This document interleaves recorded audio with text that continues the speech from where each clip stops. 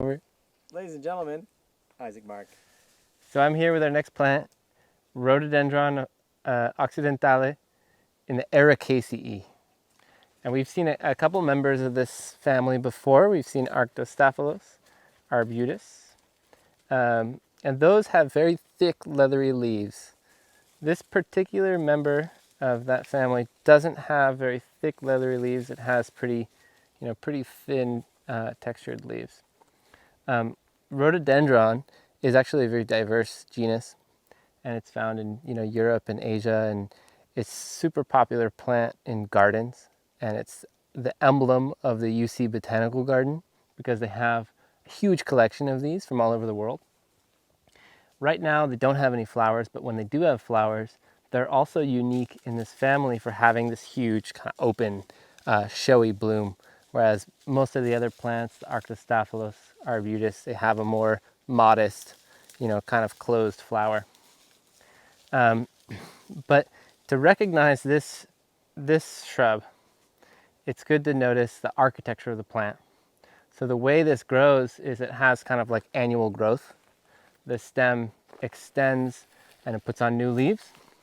And because of that, if you look at the stems, they kind of, they end and then you have a lot of new stems coming out from a point. And then the leaves tend to be clustered at the end of that stem. The leaves themselves are clustered in this helical pattern, and they often have this nice bud in the center. It looks kind of like a hat. And that's enclosing, here's a good example here. Sometimes the buds can be really fat and huge.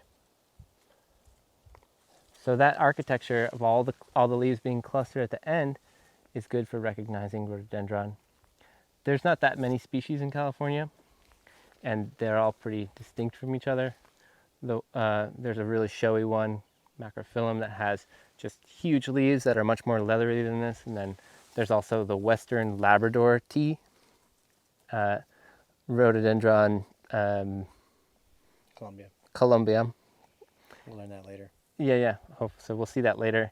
And that has really small, much more leathery leaves that are evergreen. Yeah, these are deciduous. Yeah, these fall off, and that's also, why they don't probably invest as much energy in building up the tissues and making them super leathery, is that they're just here for a year and then they're gone.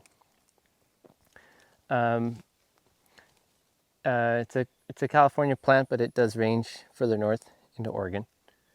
And that's all I got for this one. This is Rhododendron occidentale in the Ericaceae. Yeah, one thing I'll add is just when the leaves